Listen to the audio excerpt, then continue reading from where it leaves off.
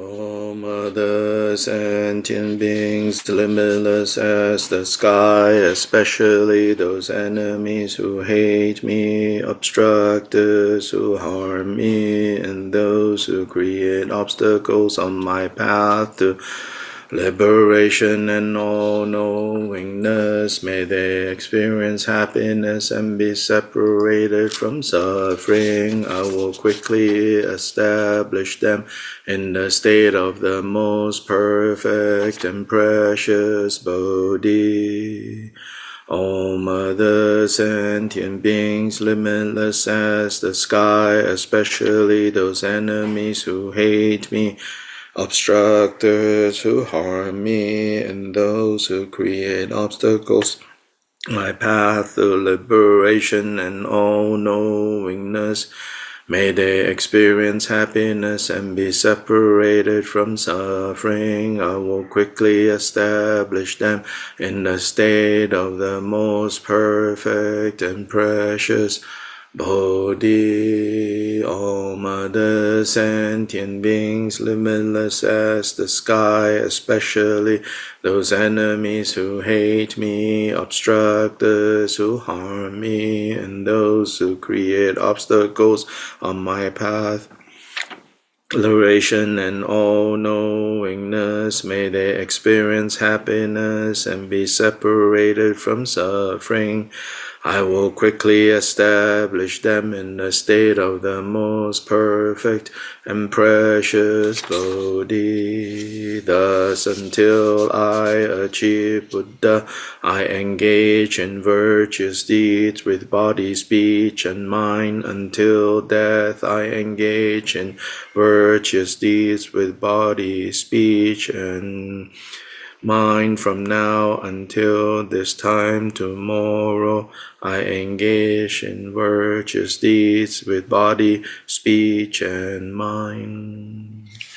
In the Buddha, Dharma, and Sangha, most excellent, I take refuge until Bodhi is reached. By the merit of generosity and other perfections, may I attain Buddhahood for the sake of all wandering beings in the Buddha, Dharma, and Sangha. Most excellent, I take refuge until Bodhi is reached. By the merit of generosity and other perfections, may I attain Buddhahood for the sake of all wandering beings in the Buddha, Dharma, and Sangha. Most excellent, I take refuge until Bodhi is reached. By the merit of generosity and other perfections, may I attain Buddhahood for the sake of all wandering beings. May all Mother, sentient beings, limitless as the sky, have happiness, and the causes of happiness, may they be liberated from suffering, and the causes of suffering, may they never be separated from the happiness that is free from sorrow. May they rest in equanimity, free from the bias of attachment and aversion. May all Mother, sentient beings, limitless as the sky, have happiness, and the causes of happiness, may they be liberated from suffering, and the causes of suffering, may they never be separated from the happiness that is free from sorrow. May they rest in equanimity, free from the bias of attachment and aversion. May all Mother, sentient beings, limitless as the sky, have happiness, and the causes of happiness, may they be liberated from suffering, and the causes of suffering, may they never be separated from the happiness that is free from sorrow. May they rest equanimity, free from the bias of attachment and aversion.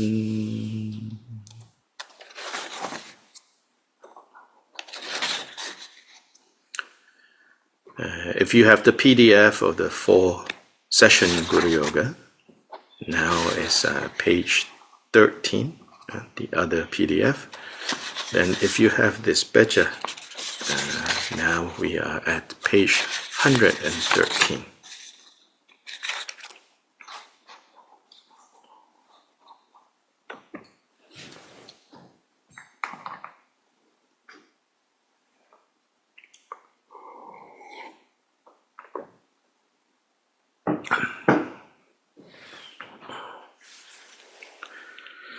I supplicate you, the Dharmakaya, great Vajradhara of the sixth family. I supplicate you, the 85 Indian Mahasiddhas. I supplicate you, Tili Pranya Bhadra. I supplicate you, Narogyana Siddhi. I supplicate you, Marpa of Lodha, the translator. I supplicate you, Mila Shepa Dorje. I supplicate you, Dao Shunu of Dagpo. I supplicate you, the three Siddhas of Kam. I supplicate you, Dorje Gyalpo of Pagdu. I supplicate you, Jisun Dorje Peldra. I supplicate you, Supreme Refuge, Jikten Sumgön. I supplicate you, Dharma Lord Shri. I supplicate you, Kenchen Sutrim Dorje. I supplicate you, Onchen Sonam Dragpa. I supplicate you, Chenga Dragpa Jungne. I supplicate you, Chung O Dorje Dragpa. I supplicate you, Toka Rinjin Senge. I supplicate you, Samje Dragpa Sonam. I supplicate you, Chuni Dorje Rinjin. I supplicate you, Tuku Dorje Gyalpo. I supplicate you, Nyani Chuki Gyalpo. I supplicate you, Shenyan Tondru Gyalpo. I supplicate you, Rinchen Pelgi Gyaltsen. I supplicate you, Chugyal Rinchen Pelzang. I supplicate you, Rigzin Chuki Gyatso. I supplicate you, Gyawang Kunga Rinchen. I supplicate you, Jisen Rinchen Punso. I supplicate you, Rinchen number Gyawa. I supplicate you, Penjin Pelgi Gyaltsen. I supplicate you, Chokle number Gyawa. I supplicate you, Sungme Chogyao Punso. I supplicate you, Drupchen Tashi Punso. I supplicate you, Jason Kuncho Rinchen. I supplicate you, Rixin Chuki Drakpa. I supplicate you, Concho Trinle Namgyao. I supplicate you, Concho Trinle Zangpo. I supplicate you, Trinle Dondruk Chogyao. I supplicate you, Tenzin Drodum. I supplicate you, Tenzin Chuki Nima. I supplicate you, Kyabda Peme Gyaltsen. I supplicate you, Jamyang Chuki Gyaltsen. I supplicate you, Tuwang Chuki Gyaltsen. I supplicate you, Rinchen Tempe Zegin. I supplicate you, Gyawang Tuje Nima. I supplicate you, Rixin Uden Dorje. I supplicate you, Jason Chuki Lodrum. I supplicate you, Gyaucho Shive Lodro. I supplicate you, Jason Dharmakara. I supplicate you, Trisap Tenzin Tukten. I supplicate you, the Gampopa, you protectors of wandering beings. I supplicate you, my kind root Guru. Look upon me from afar with eyes of compassion, reckless and mundane, although I meditate on the rarity of the freedoms and endowments. I still squander away my life. Look upon me from afar with eyes of compassion. Reckless and mundane, although I meditate on impermanence and death, I still fixate on composite phenomena as permanent. Look upon me from afar with eyes of compassion, reckless and mundane, although I meditate on the unmistaken nature of cause and effect. I still pervert what to adopt and what to abandon. Look upon me from afar with eyes of compassion, reckless and mundane, although I meditate on the sufferings of cyclic existence. I still take the way to the lower realms. Look upon me from afar with eyes of compassion.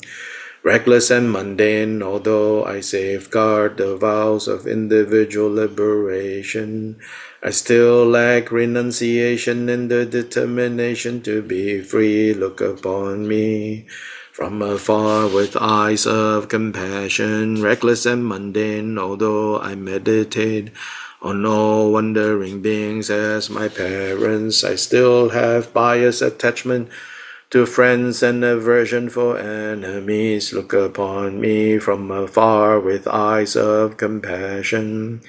Reckless and mundane, although I cultivate loving kindness and compassion, I still hold on to envy and enmity. Look upon me from afar with eyes of compassion. Reckless and mundane, although I cultivate aspiration and action bodhicitta, I still focus only on my own welfare. Look upon me from afar with eyes of compassion, reckless and mundane, although I meditate on my body as the deity's exalted form. I still cling to ordinary perception. Look upon me from afar with eyes of compassion. Reckless and mundane, although I have counted the mantras to be recited, I still waste away my life force. Look upon me from afar with eyes of compassion. Reckless and mundane, although I cultivate the samadhi of moon in the water, I still solidify things as real and substantial. Look upon me from afar with eyes of compassion, reckless and mundane, although I conclude by dissolving in the subsequent stage, I still purify and confess superficially. Look upon me from afar with eyes of compassion, reckless and mundane, although I meditate on my own mind as free from elaborations. I still have conceptual attitudes. Look upon me from afar with eyes of compassion, reckless and mundane, although I cultivate not grasping at whatever arises. I still affix an artificial watchfulness. Look upon me from afar with eyes of compassion, reckless and mundane, although I cultivate resting freely in the natural state. I still amplify artificialities. Look upon me from afar with eyes of compassion, reckless and mundane, although I meditate on unity beyond conceptions. I still get carried away by the masses of likes and dislikes. Look upon me from afar with eyes of compassion, reckless and mundane. I supplicate you, who are my refuge and protector in this and all other lives. Physician who removes the chronic diseases of samsara, hero who vanquishes the enemies that are afflictive emotions, sun which dispels the darkness of ignorance, moon that protects from the heat of suffering, jewel which fulfills all our needs and desires, you Guru who are all-inclusive and all-sufficient. I supplicate you from the depths of my heart, with compassion swiftly heed me. Effortlessly bestow your blessings, grant me now and on this seat the naturally accomplished feast of the two benefits. I am endowed with both merit and devotion. Do not leave my hopes unfulfilled. Do not cast away my devotion in vain. Don't let my supplications vanish unanswered. Don't be indifferent with your compassion, refuge and protector in this life, in the intermediate state and beyond. Whatever occurs, joy or sorrow, good or bad, only you are my hope. Look upon me with eyes of compassion. You alone are my hope.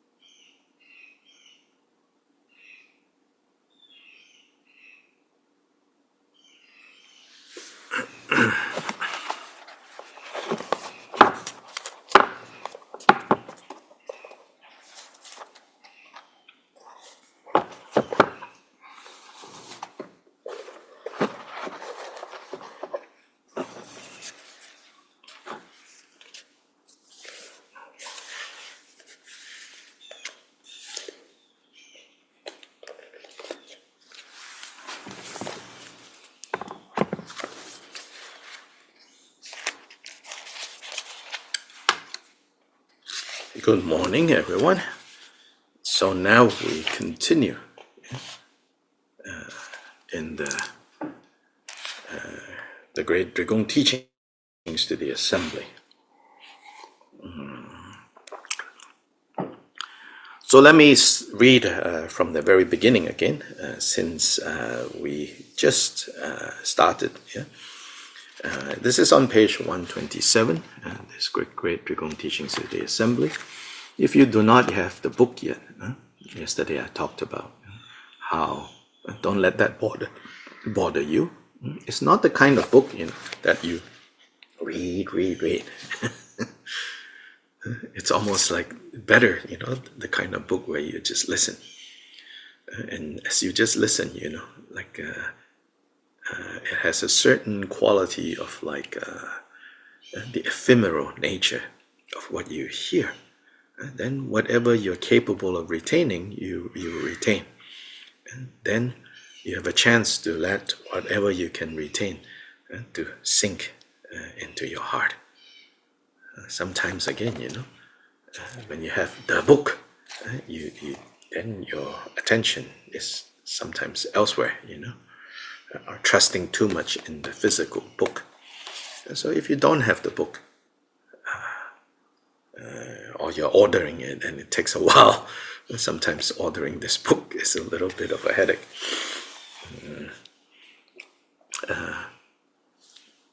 The bookseller wants to make sure that you really want the book.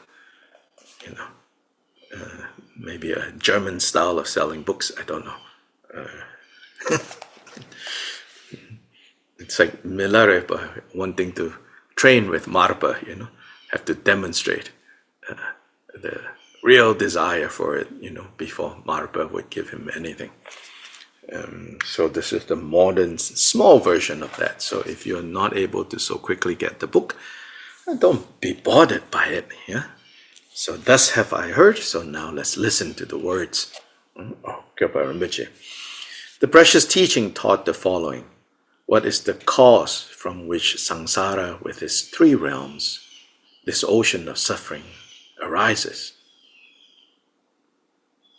Samsara arises from a distracted mind. Then on the other hand, you have samsara, and then next, nirvana. And then he says, and nirvana, of the 3 kinds of awakening, the awakening of a perfect Buddha, the awakening of solitary Buddha, of solitary Buddhas, and the awakening of hearer, the hearer Buddhas. So the nirvana of the 3 kinds of awakening arises from the samadhi of calm, abiding, and insight. And so this is Gyalpa Rinpoche laying out. This is how samsara comes about, and this is how nirvana comes about. Samsara comes about as a result of a mind that is distracted. That means a mind that is fragmented. That means the mind that is all over the place. Not resting in a particular recognition. In the next section, he'll explain that. When the mind is distracted that way, the heart is distracted that way. On the other hand, nirvana arises from what? Arises from the opposite of a distracted mind, which is samadhi. Again, samadhi, I think depending on how that word is used, who is using that word, there are some important differences. So here translated into English as meditative absorption. And it could also be samden. I need to look up. Samden, then it has the connotation, then it is not samadhi, then it's dhyana, or jhana in Pali. And again, dhyana or jhana are also contested terms. Jhana or dhyana is also contested terms, meaning different people seem to have different ideas of what this is. One thing I'm fairly sure, I would say, the way that Gyalpa uses these terms, tingezin or samadhi and jhana or dhyana, so it could be that it's dhyana here. But either way, I don't think it should be understood as this very tight form of concentration or absorption. Sometimes the word in English, absorption, suggests the mind, not only is the mind not wandering and distracting, but that the mind somehow has withdrawn in and even loses the capacity to know anything. Like it's locked up. Sometimes meditative concentration, meditative absorption, whether translating samadhi or translating dhyana, carries that connotation of a very tight type of focus. As I said, even like laser-like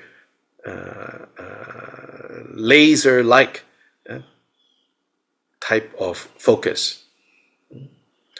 But this is not, I would say, generally how Gyalpa Rinpoche uses this term, these terms, whether it's absorption or whether it's concentration, samadhi.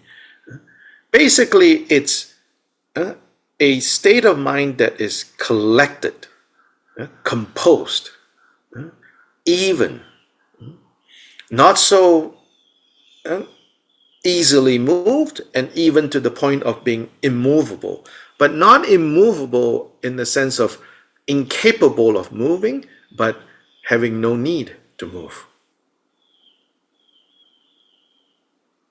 Stable. A steadiness of heart.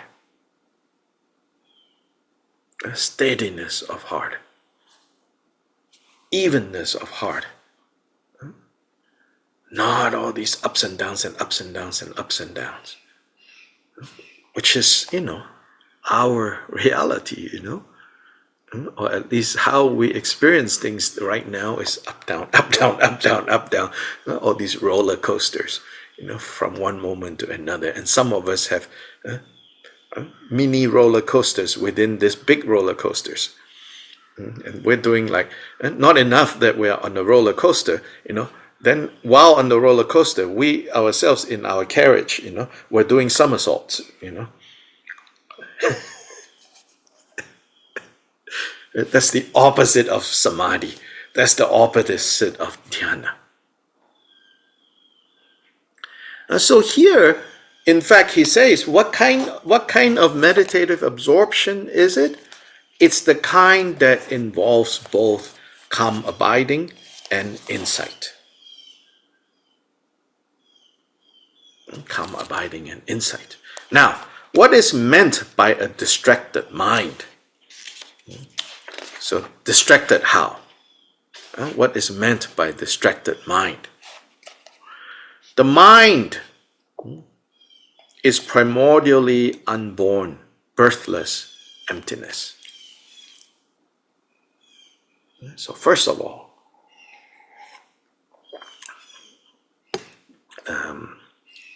the mind, here the mind means like the nature of mind, is innately, primordially,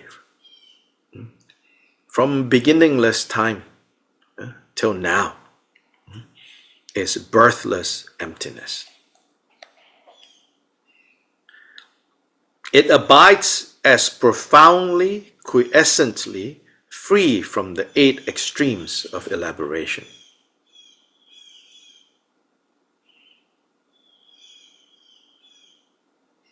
And the 8 extremes of elaboration is a famous list by, especially mentioned in the Paññāparamita Sutras, and also Nagarjuna makes. Let's see how good.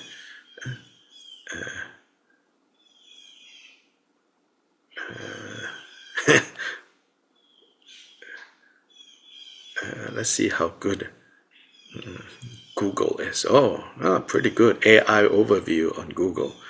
It says 8 extremes are arising, ceasing, being non-existent, being permanent, coming, going, being multiple, and being single. So these are the 8 kind of fixed positions that we tend to fall into.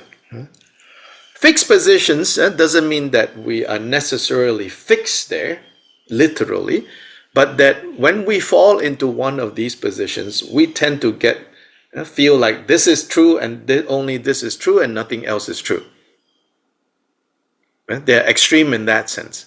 Not extreme as in when you're stuck in one, you're forever stuck in one, and you can't move to. In fact, you may move from one to the other very rapidly, very quickly. But no matter how long you are fixated on that, it feels like that is the only thing that is true, which is that things truly arise, or things are truly gone. A child is truly now born. A parent is now truly dead. Being non-existent on the one hand, and then being existent in a permanent way on the other hand. Coming, going, being many or being singular. So these are the 8 extremes.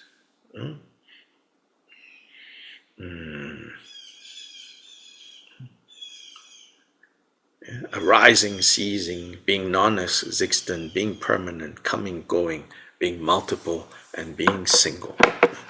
So here, right, he says, as for the mind, as for this nature of mind, it has always been birthless emptiness and therefore beyond the 8 extremes.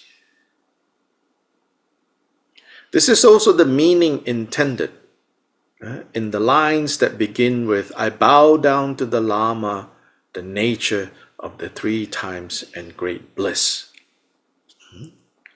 And the lines that say, mind itself is the intrinsic body. This is referencing 2 famous, so apparently even at that time already well known among Kyopa's community, 2 prayers that Kyopa composed. So they are both in this volume, the Sublime Speech of Kyopa. So the praise to Pamodupa, which is here starting on page 6.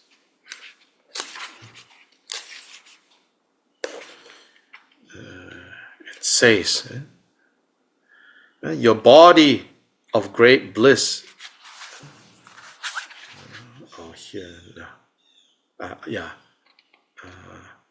To the unchanging, so here is translated as the unchanging Vajra. Let's see, the nature, the embodiment of the great bliss of the 3 times. The nature of the nature of the great bliss of the 3 times. Nature of the 3 times and great bliss. A slightly different way of translating. I like great bliss of the 3 times better. It's the great bliss that is there, past, present, and future.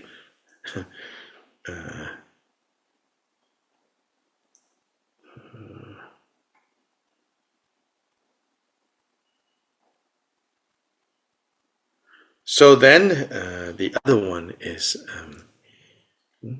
mind itself is the intrinsic body. So that is the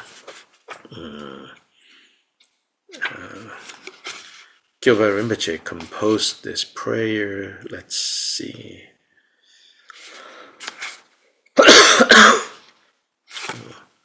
Where is it?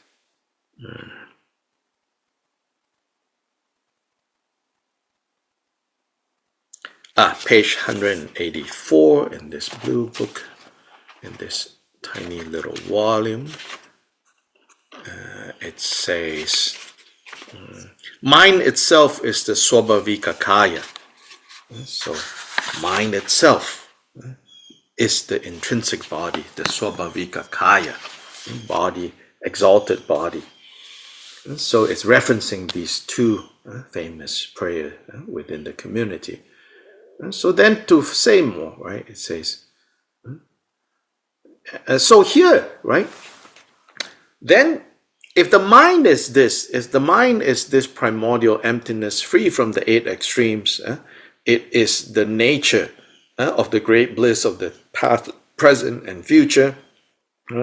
It is the intrinsic, it is the swabhavika kaya.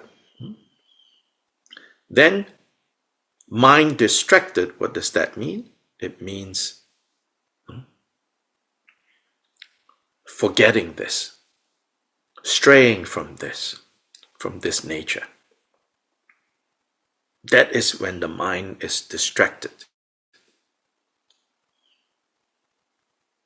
You could compare it to like, you could also divide it into, you could say, the mind or the heart, and then being distracted is the activities of the heart.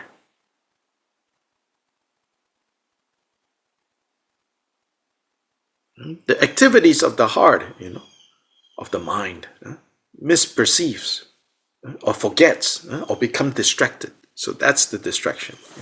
Now, what is its essence? Coming back to the book, what is its essence? What is the essence of this mind?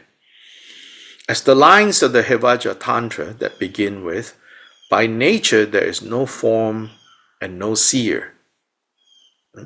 Meaning there is no seer.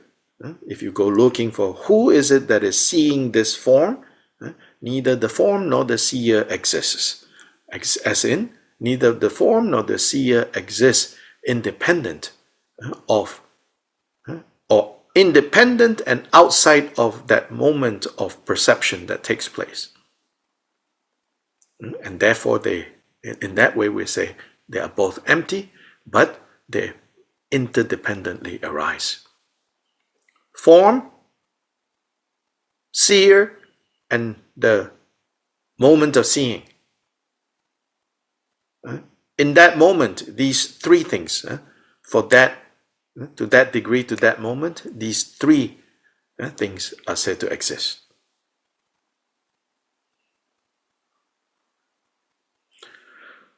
As the lines of the Hevaja Tantra that begin with, by nature there is no form and no seer, unquote, teach, in essence the mind abides profoundly, quiescently, and unconditionally. So then this essence, how does this mind exist in its essence, in its essential level? It exists profoundly, meaning it is not the realm of words and concepts. And it exists quiescently, meaning in the state of nirvana, meaning it's liberated. Quiet here means, quiescent, peaceful. It means the afflictive emotions have all been exhausted, cleared, and unconditionally, meaning free from those 8 extremes. However, when the mind is distracted by such conditions as desire, aversion, and delusion, and likewise, even if they are distracted, and now distracted by loving kindness, compassion, and bodhicitta, karma is accordingly accumulated, and in accord with that karma, a body is taken up, a body appears. So here, I think it's very interesting, Kyoba Rinpoche. On the one hand, he talks about the 3 poisons of desire, aversion, and delusion. If mind is distracted by these 3 forces, a particular kind of body is the result.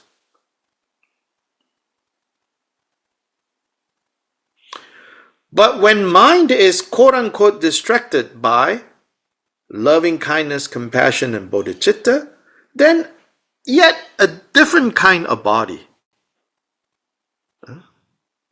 is taken up, appears. So here maybe even him using this distracted, it's not all bad yet, okay? Although in front it says, right, samsara is the result of a distracted mind. They're clearly distracted by the 3 poisons and all the other kleshas. But here, interestingly, he wants to say, now even loving kindness, compassion, and bodhicitta, in a way,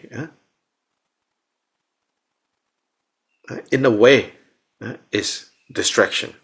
Okay, now let's go on and see what he's trying to say here, which we may not understand so quickly. Because of that, meaning because of mind distracted with such conditions as desire, aversion, and delusion, there is grasping at an I and a self, which makes us wander in the 3 realms of samsara, this ocean of suffering. In this respect, samsara is established in exact accordance with its conditions. This is called specific conditionality.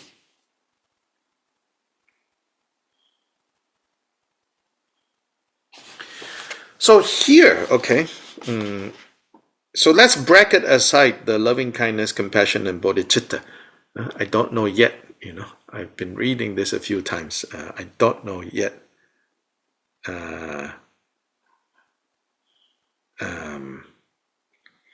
like what, but here let's focus on the distracted by the three poisons. So it says, because of that, then there is grasping at an I and a self, which then makes us wander in the three realms.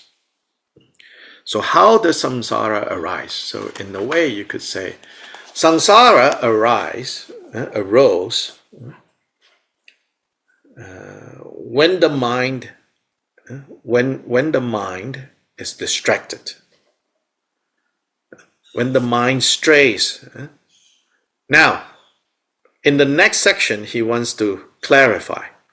When we say mind straying, right, it's not the essence that strays.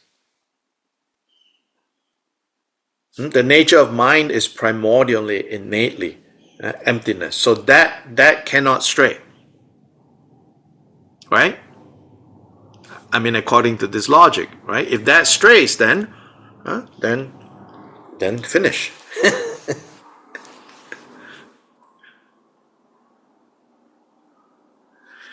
What moves, what strays, is, you could say, the surface.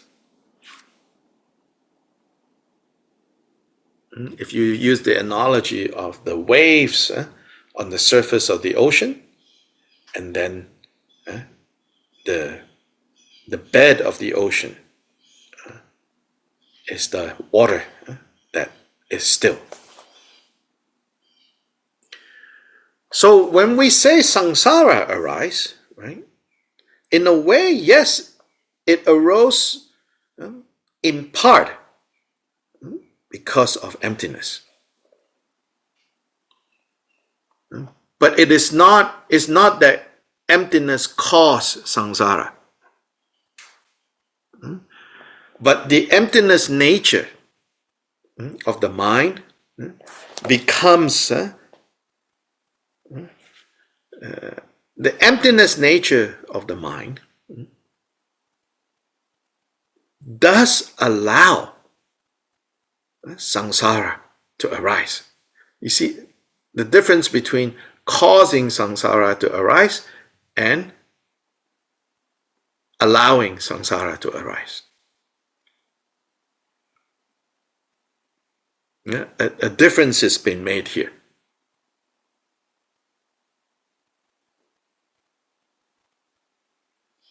Right? If this pure empty nature of mind causes samsara, then that doesn't make any sense.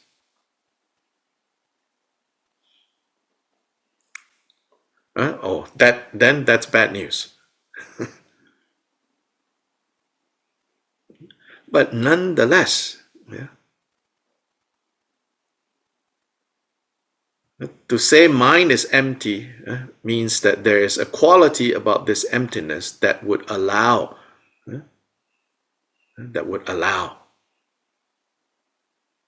confusion, for suffering to arise when confusion turns up. When confusion turns up. When kleshas turn up. So when klesha turns up, like in our mind right now, or in your experience right now, if you let klesha take over, then in that moment, samsara appears. Samsaric body is taken up. But if klesha turns up, and you don't bite the bait, then klesha self-liberates. Sometimes there is that language, as in, it will self-combust when you don't feed, when you don't give it food, when it first turned up. Yeah. Okay, this is not something to be parsed out logically. Yeah?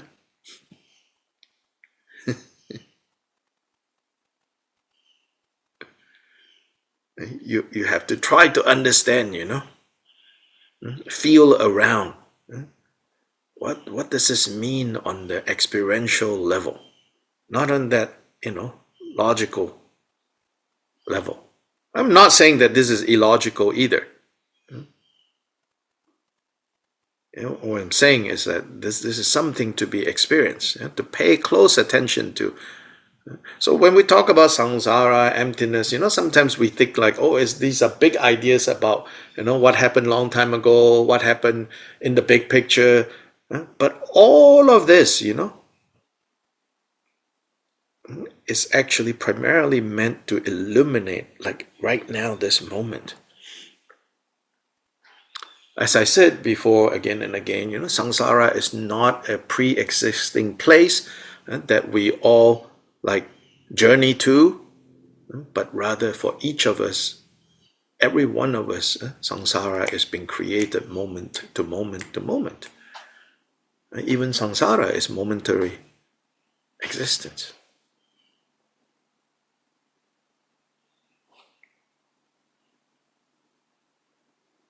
So in this respect, samsara is established in exact accordance with its conditions.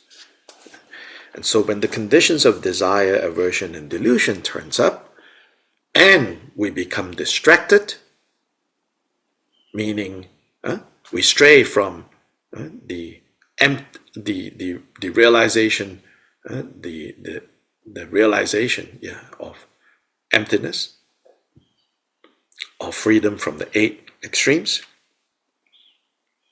of the birthless nature of mind, then samsara is produced.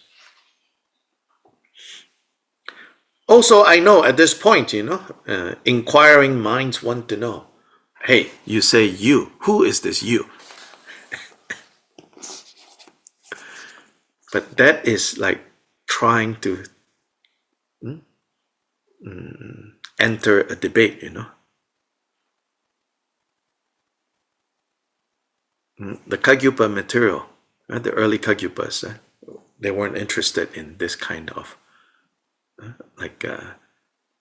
trying to, and it in another context is good, thank goodness there is the kind of systematic philosophy emphasis in among other ways of studying the Dharma, because the systematic philosophy that is developed in like Nalanda and continued by the great scholars, they help to keep the Buddha Dharma from becoming too sloppy,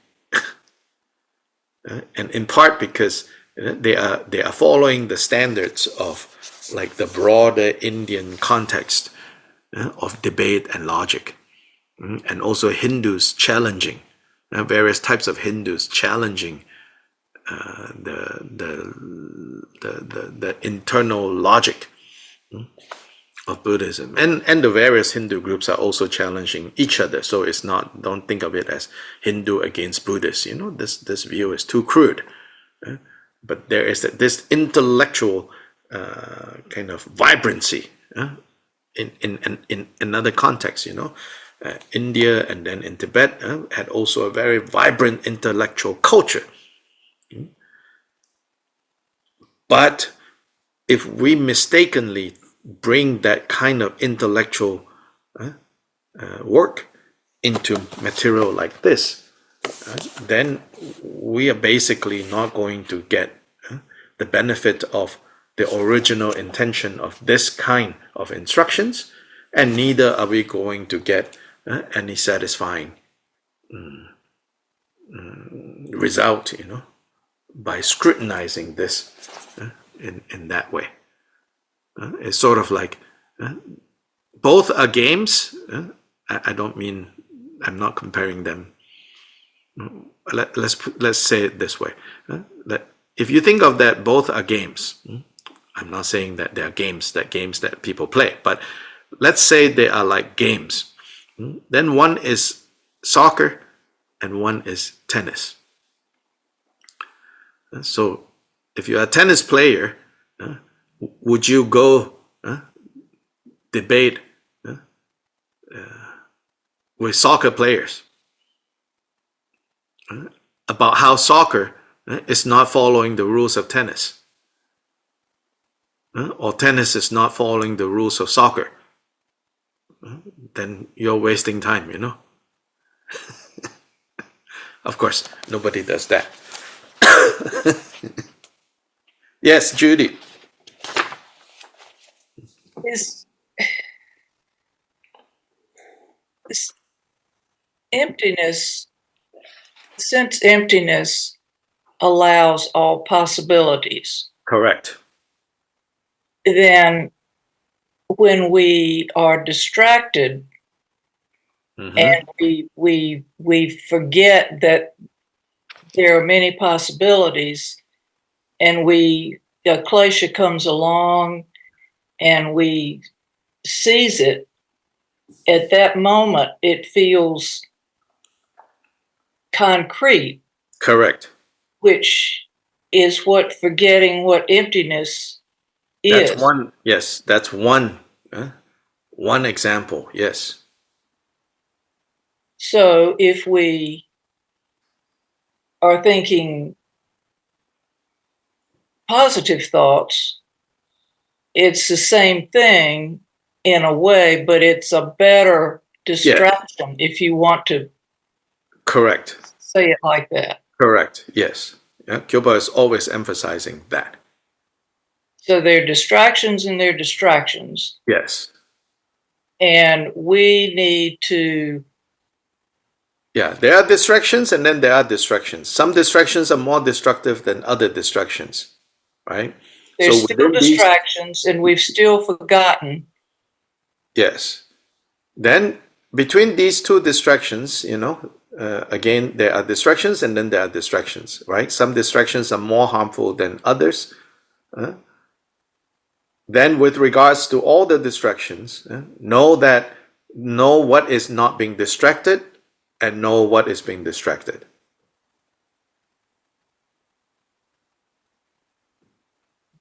Okay, so the essence is not distracted. Yes. The reality of the emptiness is not the issue here. It's a fact. The issue is that we have forgotten it. Yes. We're not. It itself is still what it is. Yes, it is. Yeah, emptiness doesn't get improved when we realize it. Doesn't get worse. Emptiness doesn't get worse. Emptiness doesn't improve. But our relative realm where we do label things as pleasant, unpleasant, want, don't want, as long as we have that level, then it makes all the difference. Thank you. Yeah.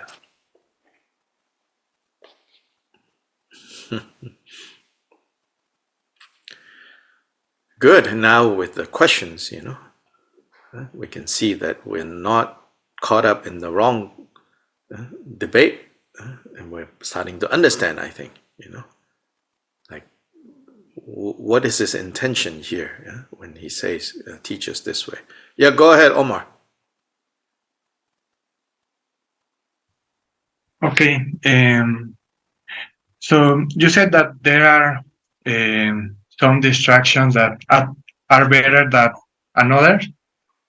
So I think that is the reason why Jikten Sumgön here says that loving kindness and compassion is also a distraction, because if the realization of emptiness is lacking, it still take you to the higher realms, but still you are in the samsara state. You are still wandering in samsara. I think the point. Yes. Good. Good. Anila. Can you hear me? Yes. I'm wearing earbuds. Oh, okay. So I'm wondering, Jikten Sumgön says, yet our body wanders in samsara, and each time we are caught and distracted, we're making another like physical Body. samsaric body. So each Yes. moment we're making another samsaric body. Yes. Correct. Okay. Yes. Yeah. Okay. Yeah. So there's a famous Vajra statement, that it says, what wonders in samsara is not the mind but the body, which is, of course, like, what?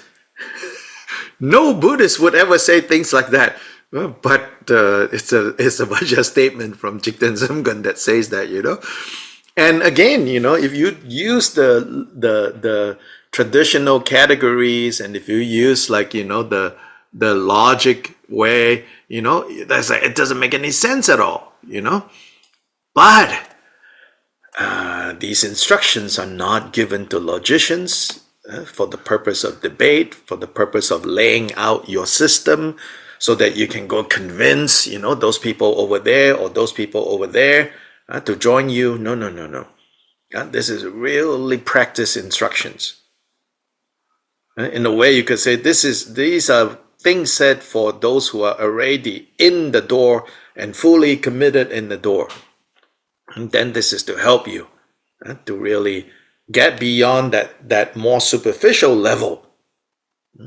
The more superficial level, it's about, reasoning and all of that. Which is not to say that you have to do those reasonings. You have to be reasonable. You have to think through, especially when you're beginning to learn the Dharma. If you don't do that, it's very hard and then right now, so much information, Yesterday, I said in another group, I said, the trouble we have today is like, we know too much, but then we don't know enough.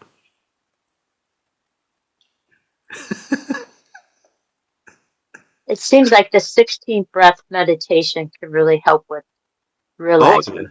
Yes. Yeah. So we know too much, but we don't know enough. Yes. So then, which is again not a fault, not like, oh, you're bad for doing that, but that's our situation. So at least we have to remember that. I know too much, but actually I don't know enough. But it doesn't mean right now, let me go know more. But rather to remember that, and then try to come back to the basic framing and the basic context. I think if we know how to return to the basic context and say, wait, what are these instructions for? What is the purpose of these instructions? Now, let's go on, because next it talks about the mind and its relationship with these conditions. And then it also talks about the various ways of dealing with, handling these conditions. Yeah. So next section. Well then, in that case, right, when you say that, it says, rhetorically, Gampopa himself said, well then, doesn't the nature of the primordially unborn mind transmigrate to that of the various conditions? So now, he says, in that case, if you say it that way, because in the last section, right, it says, because there's grasping at I and self, which makes us wander in the three realms, right? So now he says, so are we saying that this primordially unborn mind somehow has transmigrated into the various conditions? He says no. And so he wants to maintain, even as distracted as we have become, even as fierce as you can ever imagine samsara to be, this primordially birthless, unestablished nature of mind, it has not changed at all. So he says, no, it is not like that. So he wants to have he wants to make an important difference between, what is only happening temporarily, conditionally, and what is always unchanging. Now, so he says, he gives the example of crystal. I think we can say glass. I think the example of glass for me works better than crystal. Crystal, I think within his time, is the closest to this analogy working. Like today, you know, because all of us have seen glass, right? And then we use the example of crystal, right? We put a piece of crystal on top of like, say my seat here is black in color, you know. I put a piece of crystal on this black surface, you know, and I look and like, it's not that black, you know. The crystal has not turned black, right? So I think glass is a better example. Yeah. So if you have a piece of glass, right? So it says here. So let's substitute glass. Take a piece of glass, for example. When it is placed on the cloth of a particular color, it looks like it has the color that corresponds to the cloth. But the glass has not changed to that. It looks like that because of the condition that is the cloth. Likewise, the way primordially unborn mind manifests accords with the conditions. Likewise, in that way, that is the relationship between this birthless mind and the samsara that arises.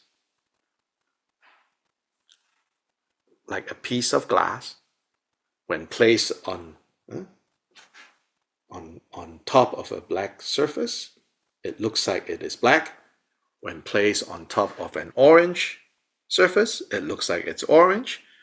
And then in the next moment, placed on top of a red piece of brocade, it looks like brocade color, and so on and so forth, and so on and so forth. But that glass, no matter how long, it is placed on top of, say, a brown surface.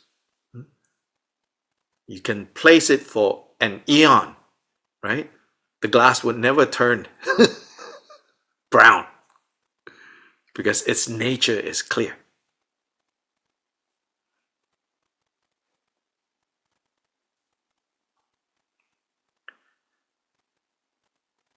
So this is the meaning of these lines from the Uttara Tantra. In the same way that a jewel due to the conditions of various colored backgrounds does not appear in accord with its true nature, so too the Buddha, due to the various conditions of beings, does not appear in accord with his true nature. Appear. Except from being established like that, except from being like that, merely by conditions, how could anything be found to be established substantially? So he makes the further point, everything that appears is only temporarily appearing, not established substantially. If there's anything that is established substantially, like poetically, substantially, if there's anything that is established primordially, is the clear nature, the emptiness nature. Everything else is temporarily appearing. The blue, the red, the white, the checkered, the pink, all of that temporarily. Yes, Judy?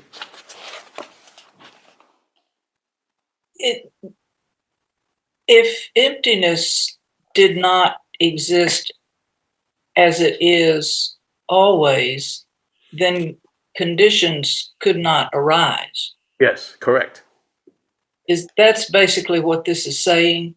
It's only because emptiness is as it is that we can Correct. have all these conditions, whether they're good or bad or indifferent. Yes. Yes. But here, of course, he wants to emphasize it matters what conditions you go Right. get dragged by. Right. Okay. Yeah.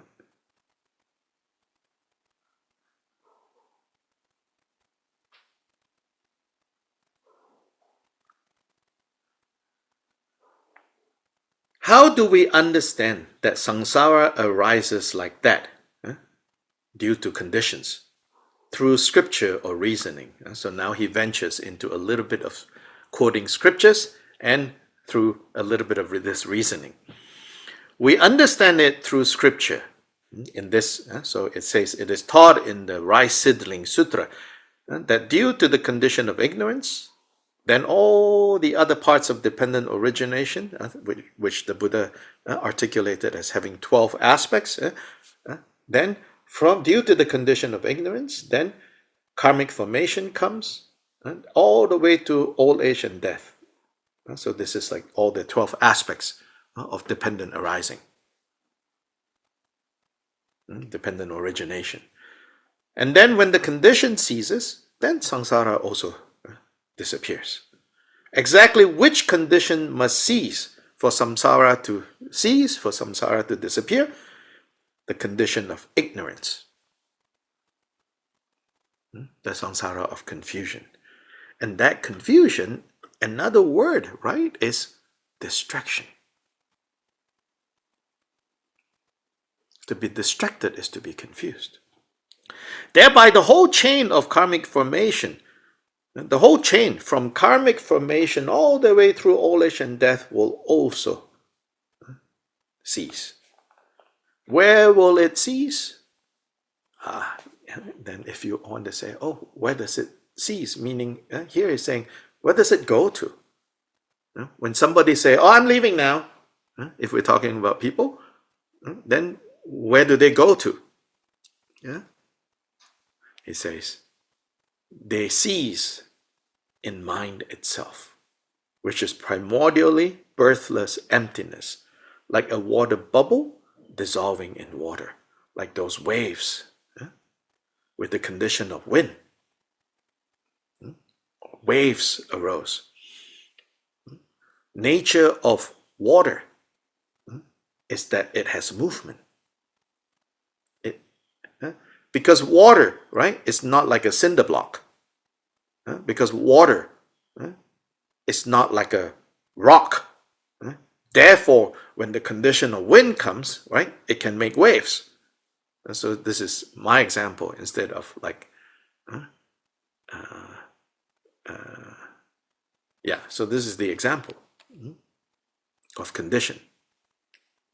So you have to, if you understand, if you remember, and this is more so taught in Gampopa's way of teaching Mahamudra, the relationship between thoughts and the relationship between the activities of the mind and the mind.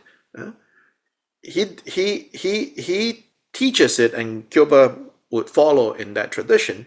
He says it's the relationship between like a light bulb. Well, he doesn't use light bulb. He says the sun and its rays, the light bulb and the rays of light, sandalwood and its fragrance, fire and the heat that it radiates. So more specifically in Mahamudra practice, you don't need to treat the distractions as enemies if you understand what they are. Does that make sense?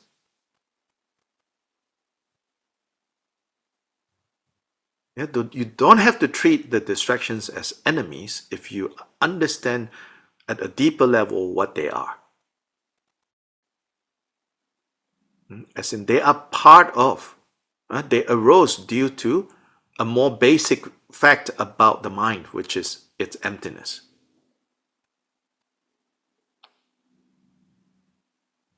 And if you can remain undistracted from that more basic fact, then you won't get moved so easily. This is the samadhi of insight and calm abiding.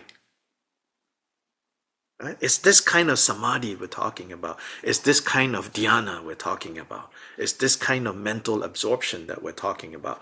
It's from insight, understanding. And then understanding that remains constant and even through all our lives. Not just when we're attending class like this, although this is the starting point.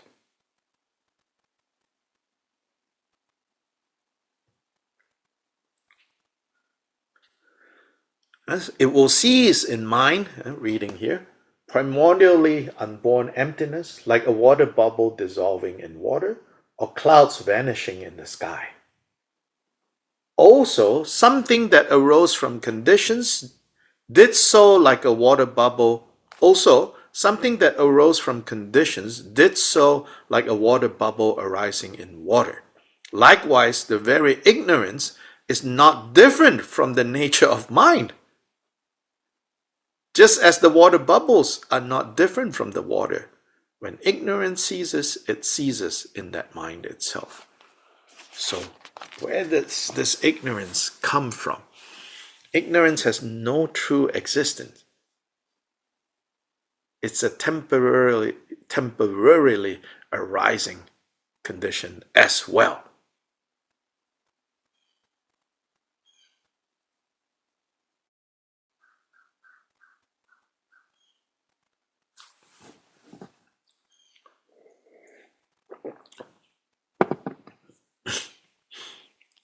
Now, we will end, and you can reflect on it for the rest of the day. Next section, we have more ways of dealing with the conditions, which is very, very helpful, that one.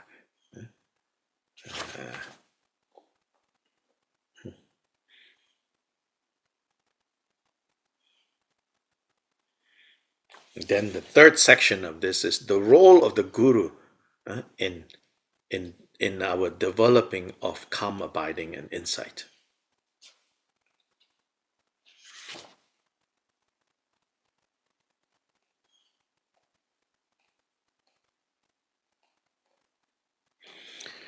The very end of this teaching, he ends it. I'm just looking ahead here with some sobering words that we can take with us today too. To sum it all up, we can't tell which will come first, tomorrow morning or death.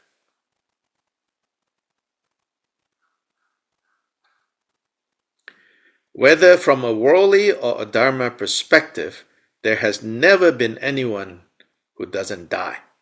Therefore, stop all worldly elaborations and accomplish the meditative absorption of calm abiding and insight. Since their essence is awakening to Buddhahood, please be very careful in this. This is the teaching.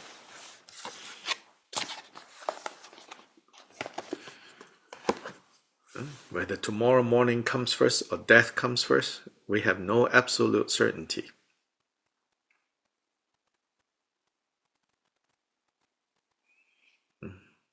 There's no end, Milarepa says, there's no end to the affairs of this world. How much do you really need to attend to them?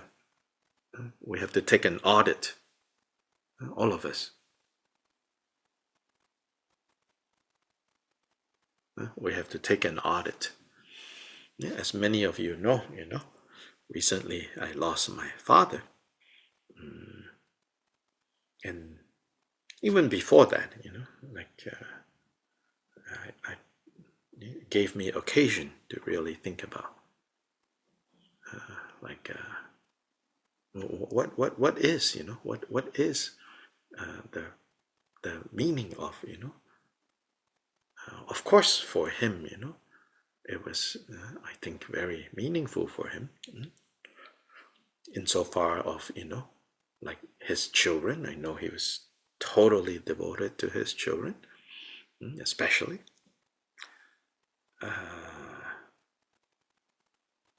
But then still the question, like all these worldly affairs, and all the effort we put into it. Yeah.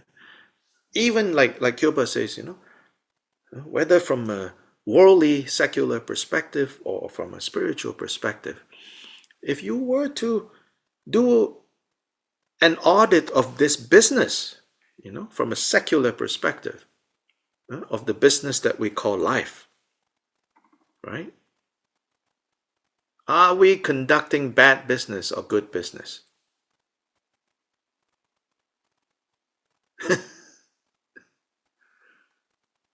I think we're conducting very bad business. Doesn't add up even from a purely non-spiritual viewpoint. I believe we'll be conducting bad business. If you take kind of an objective audit, so to say, right, of like what we do to attend to the affairs of this world.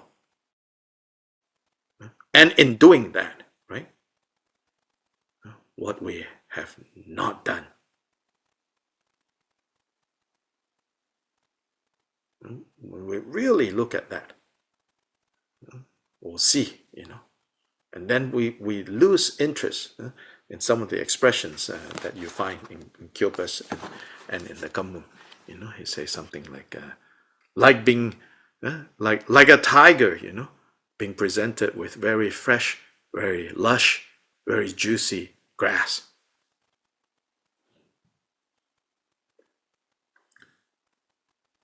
This is not to like terrorize you or to guilt you into like, becoming disinterested with the worldly affairs.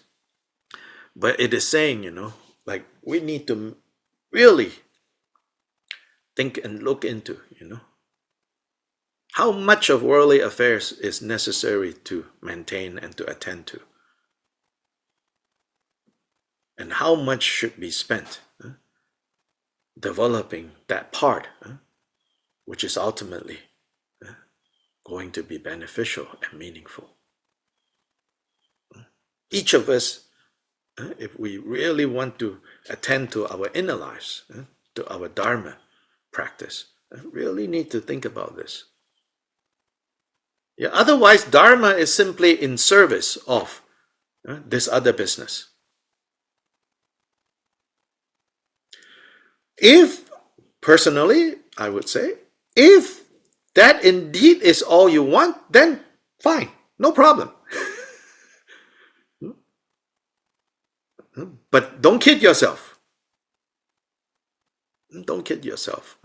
We say having one foot on one boat and another foot on another. Eventually, it'll go like this. Too late, Where at some point we have to really be clear. Both legs in one boat. Then the extra boat you tow along as a supporting. So which is which, Get clarity about that in your heart.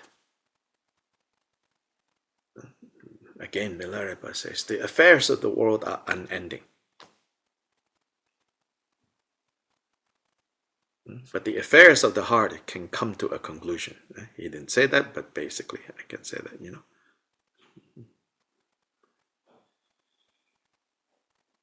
Okay. Chanju sem chorim poje ma ge banan ge gyuchi ge banyam pam e bayam gong ne gong du bel wer shou Okay, hasta mañana.